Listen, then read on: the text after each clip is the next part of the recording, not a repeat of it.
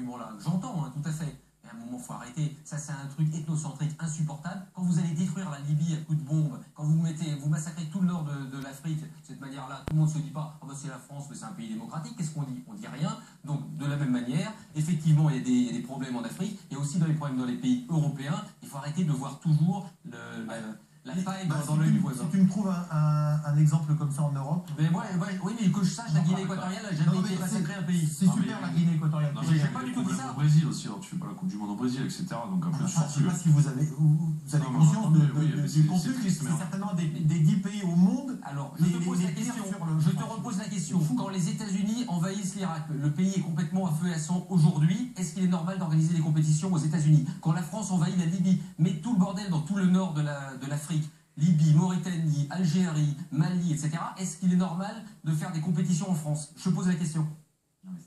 C'est exactement pareil. Non. Les gens, je peux vous dire une chose, les gens en Afrique, ils voient ça de cette manière-là. Parce que le problème, si vous voulez, c'est que vous avez une vision, complètement différente. Mais je te parlais pas de ça. Ce que je voulais te montrer, si tu veux, c'est qu'il faut un petit peu. Non, c'est pas du tout ça. Ce qu'il faut, c'est voir des fois, il faut arrêter d'avoir une vision ethnocentrique des choses. Ok, très bien. Bon, la France est quand même un pays démocratique. On peut faire des duels sans se faire mettre en prison. Oui, je pense que c'est pas la France et les États-Unis le bon exemple, le juste exemple du cynisme de ces décisions-là, c'est que les JO ont été organisés les 2 derniers en Chine, en Russie, qui ne sont pas les pays les plus démocratiques et les plus exempts de tout reproche au niveau des droits de l'homme. Parce qu'on est exempt de tout reproche. Non, mais c'est important. Non, mais à un moment, il faut quand même mettre les réalités. Il faut se mettre si tu places sur le même niveau au niveau des droits de l'homme, la France et la Guinée équatoriale, je ne te parle pas de ça.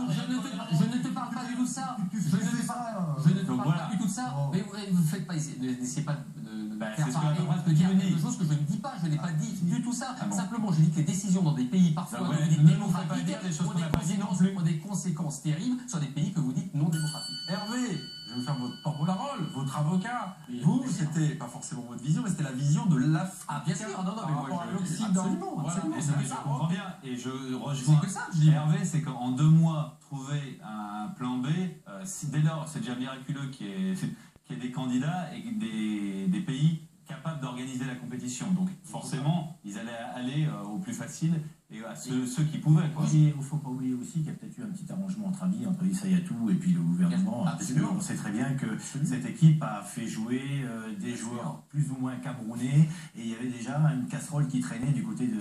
Absolument, c'est aussi l'argument sportif, c'est qu'ils ont triché. Ça, c'est vrai. Ok. Ça, c'est un argument. C'est dommage. La Guinée équatoriale, le président, vous l'avez nommé, c'est Teodoro Obiang, président depuis 1989. Sa richesse personnelle est estimée à 480 millions d'euros.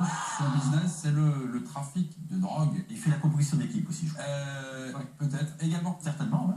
Hervé, vous allez suivre ce feuilleton cette semaine, après donc jet de l'éponge du Maroc. Pourquoi la Guinée et surtout pourquoi pas le Qatar? Qu'est-ce qui s'est passé en fait?